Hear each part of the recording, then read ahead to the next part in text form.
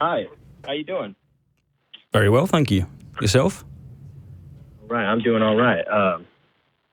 Went to church earlier, so doing all right. Cool. But, Let's hear your argument. Anyways, okay, so my argument, would have to, my big argument would be origin, if we're speaking in terms of existence of God, origin of the universe,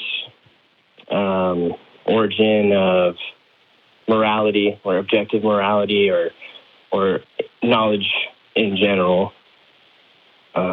So you're arguing for God as the foundation for seemingly everything, but we haven't gotten. We kind of need to get to an argument or presentation.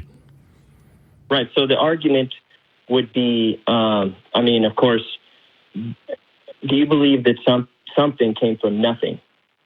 I personally don't. You don't. Nope. Okay. So if you don't believe in something from nothing, what do you think of the cosmos, or how do you think they originated with no prime mover? So for me personally, if you both don't mind me speaking, go for it. I find that a lot of people are ignorant of what the Big Bang Theory actually says. And the idea that it is a absolute beginning for everything is just not what it is. All the Big Bang is describing is a moment in time, not the beginning of everything. You couple that with the fact that we've observed that energy cannot be created or destroyed, and the fact that despite the massive advancements we've made, we still know very little about the universe. It leaves me in this position where I personally think that there was never a nothing. There's always been something.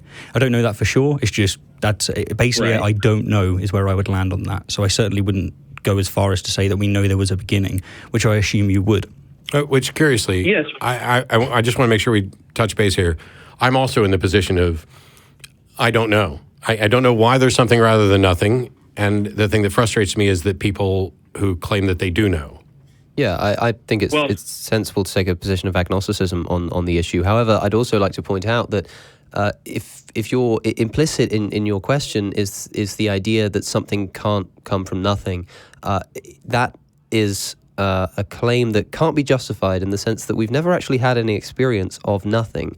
There is no nothing in the universe. So people often say things like, something can't come from nothing, like you're not worried that a horse has just appeared in your living room, like while you're out at the shop. But well, your living room isn't nothing. That's not what something coming from nothing really means. And the Big Bang is the only instance, if it truly is the beginning, which as we've said, we don't know that it was.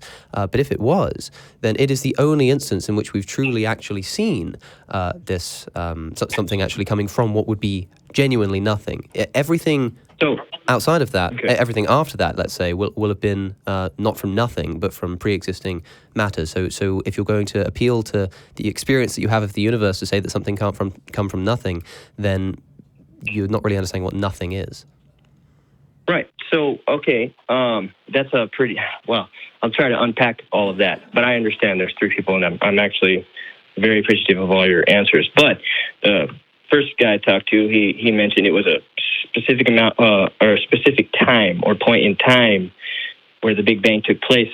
Time to me is actually a component of the known universe. So it wouldn't be a point in time, but the beginning of time. So do you know why we have that? Why many people believe that? Do you know what information that's based on? Excuse me. What? Do you know why people believe, physicists included, that time began at a certain time? It doesn't make sense as you can hear. I do. I believe that space-time continuum is exactly what I'm talking about when I'm talking about something. Because it's based on Einstein's theory of general relativity, and the thing is, we know it's wrong. What's wrong? We know that general relativity does not work at the Big Bang. It's a bit like how Newton's laws don't work when it comes to celestial bodies. It doesn't mean that it's useless or anything. It just means that our theories break down.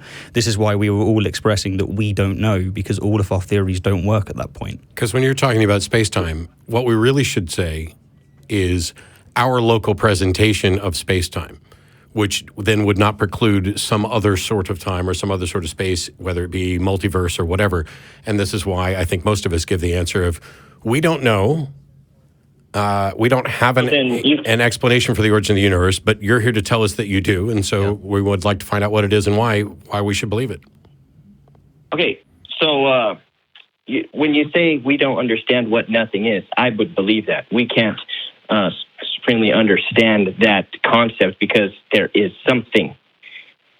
Well, yeah, but it's not just not understanding what nothing is. It's not actually having access to it. It seems an odd concept to have access to nothing. Well, but I think you see what I mean. I do, but it's a step in the wrong direction because what you're saying is there was a point in time that there was nothing, and that can't be actually, time. I don't think I've said that. No, not all at all. three of us have pretty much adamantly rejected that entirely. Well, what I heard was that there was a point in time where the Big Bang happened. So you're saying you're presupposing time being a prerequisite for creation when I think many physicists actually know that it is the space-time continuum or the cosmos that I am speaking of. How did that begin? If it did begin at a point of time, that point of time would be zero. It would be the point at which time began. So it makes sense to talk about it happening at a point in time in the sense that as soon as it occurred, time begins, and that beginning of time is the time at which it occurred. But before that happened, before that isn't even really a concept that makes any sense. Yeah, and before that, we still aren't aware that there was ever nothing. So do you think that there, just for clarity, do you think at some point there was nothing and and then after that there was something, and that God is the reason? Well, no. Adhering to the space-time continuum, how we perceive it and understand it, before that there was only God. God is... How do you know that, though? He's the only uncreated. Well, because we need a creator for creation. You only need a creator for creation because you're calling it creation. Exactly. You're smuggling the creator in. I don't need a creator for existence. And I want to take you back slightly to this idea of something from nothing. Can you give me one example of something coming from nothing? Just one. Yes. Other than what you're trying to prove, which is the universe coming from nothing. Yeah, because that is the only one. So that's the only one you have. Well, that's not even something from nothing. That's something from God, according to your model. Well, absolutely. We have to. And God's not nothing, right? God.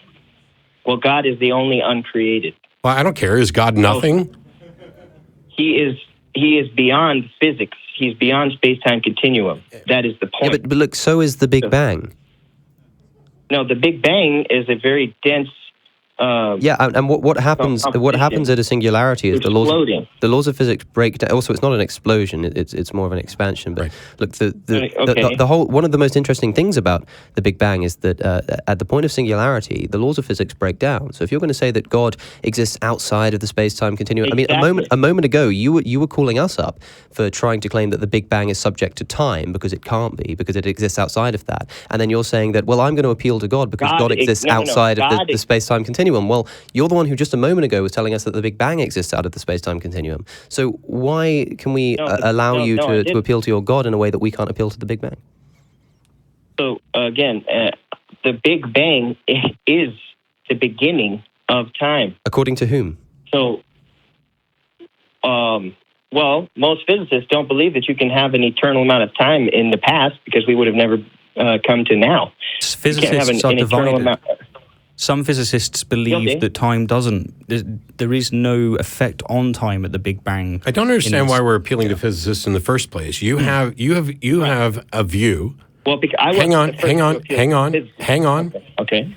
You have a view that there needs to be some explanation for the origin of reality, and that you have that explanation, and I'd like to know, what is it, what's the evidence for it, and why should we accept your explanation? Well, it requires deduction, and so I can't go and show you the evidence. But if you can deduce, it's a lot like the big question: could God create something too heavy for Him to lift? No. If you're going to, or square circles, if you're going to be talking in terms of, no, I can't.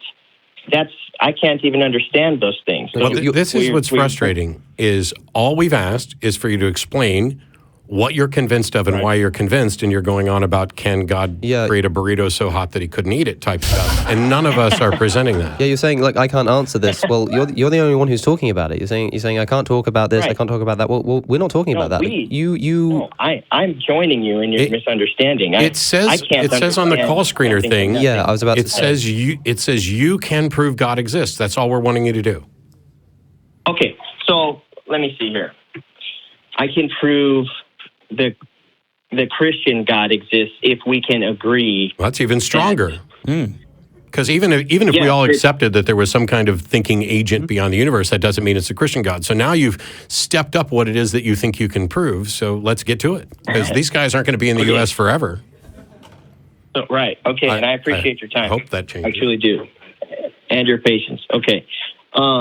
So basically what I'm trying to get at is, to me, it's pretty obvious that there was a beginning in time, because you can't have an eternal past of moments, because you would never get to now.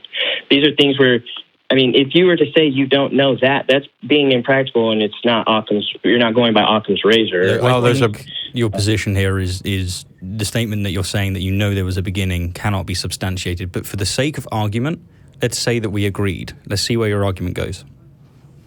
Right. Okay. So if we can agree that there is a prime mover, I would say... What do you mean by prime mover? Yeah, that's an extra That's thing. a massively different thing. We're just agreeing that the universe here had a beginning. Yeah.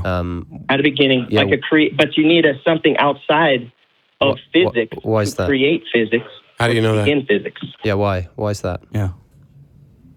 Because if there was nothing, the something would have to come from God being outside of the physics. So if physics, then something outside of physics. So we didn't agree to nothing. We agreed to a beginning with respect to time. But now you've taken an extra step by asserting that God is the only explanation for something. How did you rule out universe creating pixies?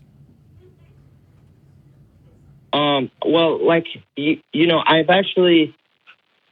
You can't. True knowledge. It is faith based. Okay, there is knowledge is. I'm gonna pause. I'm gonna pause you once again. Okay. When you say faith based, are you talking like Hebrews 11:1 faith, or are you just talking about confidence? I'll give you a good example of what I mean by faith. If I wanted to determine whether a guy could speak true Koine Greek or not, and I had 5 other people that I had, credentials for them being able to speak the language. And I went to one of them, one by one, and I asked them to read a paragraph in Koine Greek and translate it into English. And one came up with a completely, wrong idea of what it said. And then the other 4 had exact matches of what the Koine Greek said. I could deduce then that one of them was, and if these were all independent, none of them had any interaction before this. One of them doesn't know Koine Greek, and 4 of them does. Okay, because it's not now. It's not. We'd have to point out that it's possible one of them knows and 4 don't, and it's possible that all 5 of them are wrong. But if you're talking about building a statistical model, yes, I would agree, but I don't see where there's faith in there. Yeah. How could the other 4 know exactly what the other 3 said and to the T? I'm saying they never had any interaction. So it would be one doesn't know. Well, the other 4 had no idea of collaborating and no way to collaborate. I'm saying that what you're talking about is a statistical inference, which I think all of us would agree. Right. You've reached the right conclusion, but I don't think any of us see faith in that. Yeah, right. Can we just have like a definition of faith? Yeah. Just a definition. Yeah. Yes, because if we're speaking epistemology here, you can't really know that. There could be, if you're thinking of eternity and how, chance and, there's mathematically, I guess, there's a possibility that all 4, just made it up and were actually dead on. I guess mathematically, that's a probability. But as far as being reasonable and we've already agreed that what we're talking, you have a reasonable inference. What we're trying to get to, a reasonable inference. You said. So that's what I'm talking about faith. Well, faith is not a reasonable inference. I have no example. I wanted to know what your definition of faith was, and it just seems that you're saying confidence in the face of uncertainty. And with you also talking about epistemology, it seems like what you're saying is that we don't really know anything for sure, therefore everything is faith, and that's just not true. But even if it were the case, yes, technically speaking, every single all knowledge and epistemology and things like induction are based upon some level of faith, according to my definition of faith, which is essentially assumptions without evidence. I'm perfectly happy to accept that, but I'm not here trying to say that I can prove to you that induction is accurate or that epistemology is accurate. And I'm also probably not in disagreement with you that these things are reliable. And yet you're coming here and saying that actually you can make this claim and you can prove it to be the case. So by just referring to the fact that there are areas on which other areas in which we might base on assumptions without evidence, that doesn't in any way justify doing it in this case. Okay, so 2 + 2 = 4. That is the absolute truth, but it's based on a preconditioned reality that's already come from a mind. Well, okay, it's not true in base 3. From a mind? It's not true in base 3, and it doesn't come from a mind. So mathematics is derived from the principles of logic, and then we overlay on top of that definitions for 2 and plus and equals and 4. Right. And so within that context, you can say that this is accurate.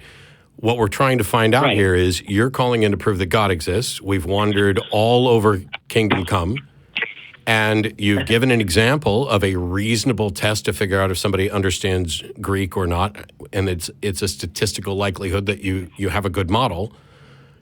Right. How does that apply to your claim that you can prove a God exists? So that's how I can know. As far as I can, as much as, like you said, maximally sure. That's as good as I can get. But it's good. Okay, stop. You say this is as good as you get. Here's the thing.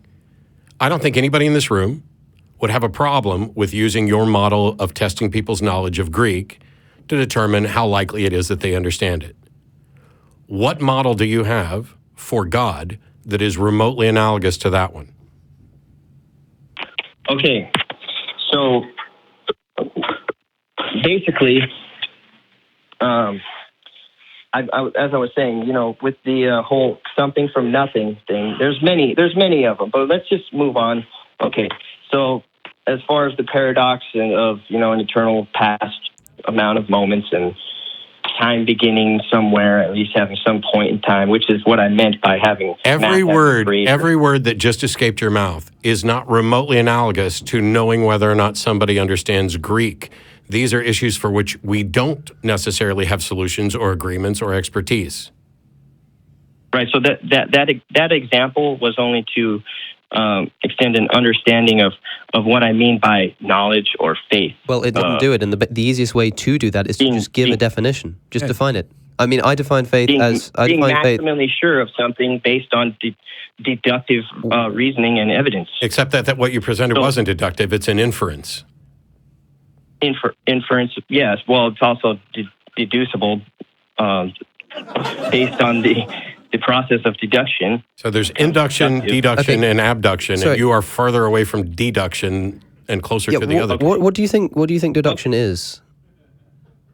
Well, deduction is process of deducing. You are correct. You're not wrong. You're not wrong.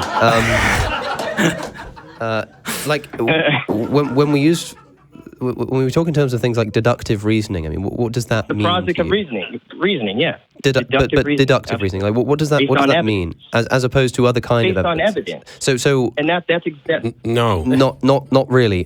So deduction is just one type of evidence. So deduction isn't evidence by definition. There's deductive evidence. There are other types of evidence, such as inductive evidence. The words are like anathema to each other. The deduction is a process of logical validity. It's essentially the creation of tautologies. If something deductively follows from another thing, it means that, so if you have like an argument with two premises and a conclusion, if it's a deductive argument and a valid one, then what that means is that if both the premises are true, then the conclusion must be true. That's what it means. It's not a case of evidential reasoning. It's a case of logical consistency. You create a tautology. The premises essentially say the same thing as the conclusion. But that's not the same. That's not what we're doing here. When with Sherlock Holmes is famous for deducing. Sherlock Holmes he's not. Doesn't exist, and he's not famous for deducing anything. Yeah, he actually doesn't use deduction at all. That's a complete and I know I understand why, because a lot of people think that he does so because of that quote. By the way, I'll sidetrack here for something that's actually a part of my magic show, and that is Sherlock Holmes was written by Sir Arthur Conan Doyle, who fancied himself a rather intelligent individual who famously had Sherlock say that when you've eliminated all other possibilities, whatever remains, however improbable, must be the correct answer. And I call this Doyle's fallacy, because how do you know that you've eliminated all other possibilities? This is an exercise in monumental arrogance where he is inferring something. And as a friend of Houdini, when Houdini would escape from chains and ropes and the chains and ropes were still bound, Doyle, in his infinite wisdom, would deduce, that's his word, he would infer that Houdini had the ability to dematerialize. He also famously fell for the Cottingley fairies. So I'm not impressed by Sherlock Holmes or Doyle, but I can tell you that neither of them were doing deduction, as Alex has already pointed out. Okay. Well, I agree with you, actually, on all of that, what you said. But from what I understand, it's the logical process of prediction based on evidence or not so much anecdote as inference. So that's just my understanding. Put inference and deduction aside. What you've done is you gave an analogy where you were basically showing a bit of epistemology. You were showing that this is good enough reason, or you may describe it as faith. It seemed you were going down. As good enough as any, yeah. Yeah, mm-hmm. but what we accept the analogy that you gave. What we're interested in is how that is analogous to your position in believing in a God, because you haven't given us that. So at the moment, it's a false analogy. Yeah, did you put 5 gods together and test them to see what their capabilities were, and 4 of them got it right? Because then you'd have you'd be on par. Well, what's the standard for right? Again, it would be God Himself. So, well, see now you've completely poisoned this to the point where I don't know how seriously we can take anything you say. Because if you begin with the assumption that there is a God and God is perfect and God is right, then from that you can't be shown to be wrong. So you've set up an unfalsifiable proposition. Yeah, even if you think it's important, I won't argue from personal experience or I revelation. didn't say you were. That's not what you're doing. But look, if you want to have the view that God is the basis of all truth, then you can have that view. But if the very thing that you're trying to prove is the existence of this God, then you at least have to take yourself away from that and detach yourself for at least the purposes of argument in order to get to that conclusion. Right. If you're starting with an answer and then trying to find a way to prove it, it also shows that you're not really approaching this objectively. That's not how science is done. I used to not believe in God, if that's a good place to start. It took a lot of research and... Sure. Then tell us what convinced you. Yeah. Then tell us what convinced you. And then Why are you a theist? So, and I am sorry, I don't mean to. This is drawn out. It's a very drawn out process. It's the deepest question. It might be that the best thing you could do is, after we're done, sit down and construct an actual syllogism that somebody could analyze to make sure that you're not engaged in a fallacy. But you said you could prove God. I understand that. You said you could prove God. So, At one time you didn't believe, and now you do. We would like to know. I'm getting 3 different definitions of single words. That might be why it's a little drawn out. Not from us, you're not.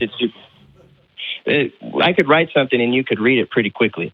But if we're to understand each other, there's going to be a little bit of back and forth. But let's say there's been a lot. We just want to know why you believe and why you think other people should believe. We just want you to walk us through the process that you went through that convinced you that God existed. Right. So basically, what I did after deducing those many things that we have been talking about, such as a creator and time and creation happening, and then you're describing the process. Objective. Yeah, you just I'm saying, how did you get to believing in a creator? And you said, well, once I deduce things like a creator, well, of course, then you're going to believe in a creator. What we're interested in is how you deduced that. How did you get the creator? Yeah. Because I'm talking, like I said, I think when you guys talk about how do we know there was a nothing before time and physics as we understand it, how do I know that? I don't know that. I'm assuming that based on the evidence that I have. So as far as I can know it, I know it. It seems that this is why it's a false analogy. You're just making the assumption that God exists. I'm not seeing anything else here. If I'm wrong, The tell me. But assumption if you assume God exists, so we already assumed that we had that we had a beginning in time. We can't have an infinite past. But let's say we do have a beginning at time. Now. Let's not go over that again. But let's say there's a beginning of time. Said that. Right. Let's say there's a beginning of time. Why are you calling it? Why are you saying there's a God that must be involved? Why are you saying it's conscious? Where are you getting all of these attributes? So I'm sure. Okay, so a beginning requires a beginner. So it requires a cause. So you're looking for a first cause. Okay. So let's say that you have a first cause. Let's say that we grant that tentatively. Why are you calling that God? Where's the consciousness? Where's the caring for anything? Well, it's the cosmological argument. No, it's not. I'll give you $1 if you can actually word for word present the Kalam cosmological argument right now. Give it a go. Okay, whatever begins to exist has a cause.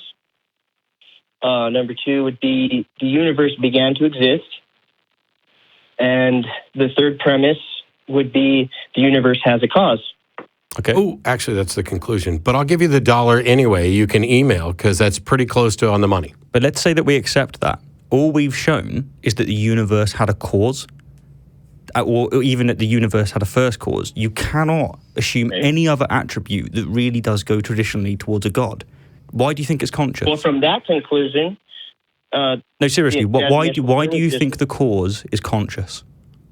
What reason do you have for that? Analysis, Based on what? Based on ontological analysis, Give it to me. The universe has a cause. Okay, let's hear the ontological analysis then.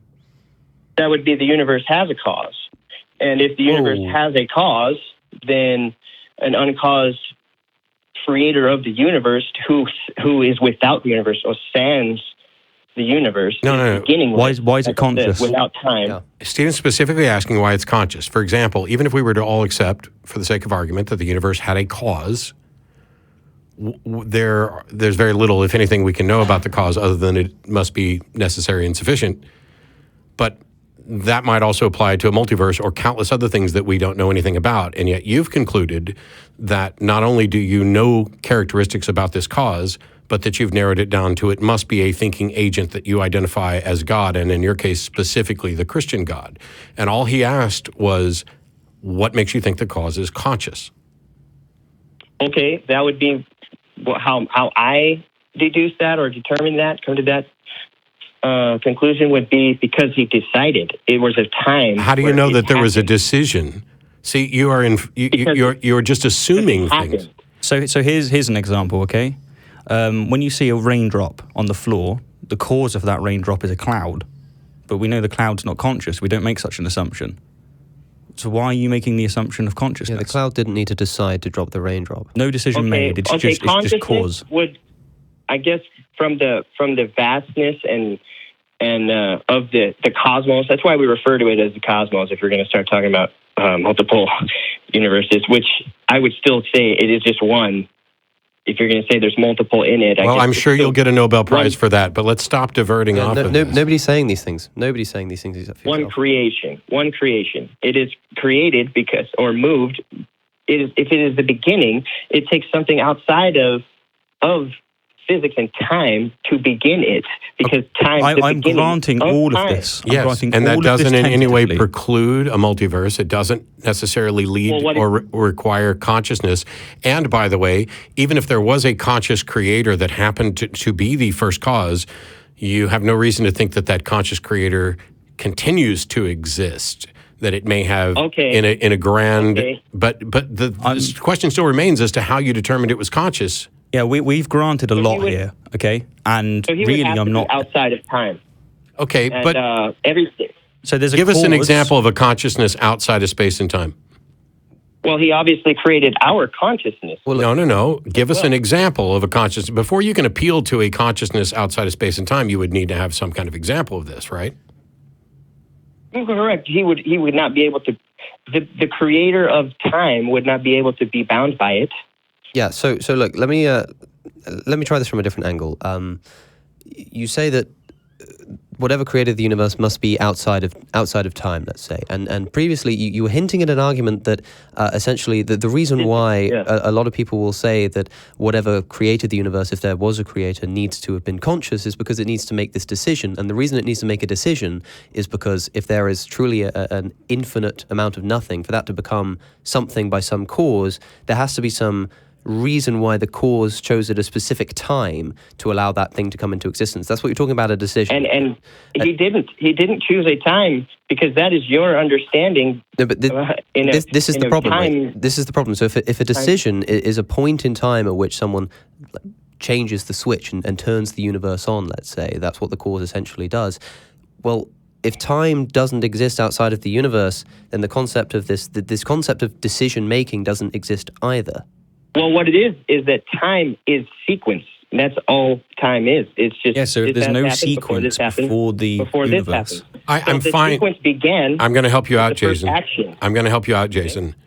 I am fine with analogies that talk about a local presentation of time, in much the way that if I have a Sims game running on my computer, there is a time component to that, and I'm in a completely different type of time than my Sims are. I can speed it up, slow it down, pause it, etc. And as someone who can interact there and make decisions, I can work within their time or within my time. So we have our local presentation of time that we experience. And if you are trying to say that God exists in some meta time for us, I'm fine with that as a model. I just don't know what it is that convinces you that your model is accurate. Absolutely. So, and then, of course, consciousness would have to be because of the things created in consciousness, or for your sake, I will say the things that exist within the universe have a consciousness. I would say what? That would be things in the universe are radioactive. Does that mean God is radioactive? No, that means he created radioactivity. Okay. Congratulations. Okay, so I would say that he okay. And I understand. I know it's rough for us to, but I truly am trying to find a ground that we can. Can I just ask a question just on what you've just said? I'm just interested, and you may answer this in a way that requires no further elaboration, but do you think that God created evil? Absolutely. Okay, that's fine then. I just wondered, but go ahead. You don't want to take that anywhere?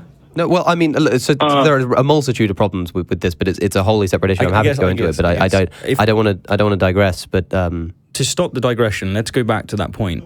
We know that some causes are caused by conscious agents, such as if I move my hand from left to right. And we know that there's infinitely more, it seems, causes which are caused by things that are not conscious. So let's say that we are assuming for you that the universe had a beginning. To me, it doesn't, but we are assuming this for you to see where your reasoning's coming from. Why are you saying that it must be conscious? Because you need to bridge within its creation lies consciousness. You couldn't be more circular. I'm asking you, why are you assuming that the beginning of the universe must have a conscious creator? And you're saying because it must have a conscious creator. If I could create a machine, is what you're saying, that could do something that I wanted it to do, would it be me for creating movement in a machine just because it can move? This is another disanalogy. It's not. This isn't the same situation. I don't know how I can make this clearer. Okay, so I'm sure you understand that there's many causes. Some causes are caused by agents, which is to say by people. Let's say, although agent fits a wider definition. And most causes are not caused by people. They're not caused by conscious agents whatsoever. It's just like physics, you see, like the water falling from the cloud, right? So you know both versions of those causes exist. Why are you assuming that the cause of the universe must be a conscious one? Because he what? Okay, so if he created the universe, no, you can't say he yet. Consciousness. You can't say he. You're smuggling it in. But wait a minute, I thought you gave me that, man. No, I'm not giving you that. I'm not giving you the. We're not giving you gender on your creator either, just so you know. Oh gosh. Okay. By the way, God doesn't have a gender. We refer to him as. Well, then why did you refer to him as he? Penis. But so here's the thing. All we've asked repeatedly for a while now, and I'm going to cut the call off soon, is what reason do you have for saying the cause of the universe must be conscious?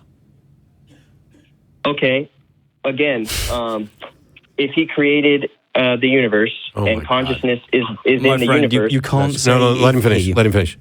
If he created the universe and consciousness is in the universe, he must have been conscious, right? Created. So you're looking at a property that exists within the universe, and you're asserting that it could not have come about by anything other than a conscious creator, correct?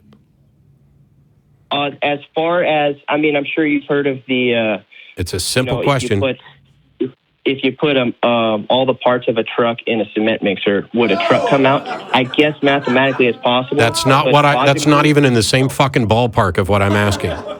You are saying that because there are conscious beings in the universe, that therefore the creator of the universe must have been consciousness. Is that what you were saying? I'm pretty sure that it would take a more advanced creator to create. I don't know. I don't know why this is so difficult to get, because as Stephen was pointing out, there are conscious actors, agents that are causes, and there are non-agent causes. And all we're asking is how you determined that the universe was not caused by a non-agent cause. Hang on. We're asking how you determined how you excluded a non-agent cause, and your answer is because there's consciousness in the universe. And for that, I'm asking, are you saying that if there's a universe with consciousness in there, it must have been created by a conscious being and not had an unconscious cause? Correct. If you've already given me, the whole creator thing, and we never gave you the whole creator thing. No. I'm going to put you on hold so somebody can get the contact information for where to send my $1, but we're going on to other callers. And thank you for your time.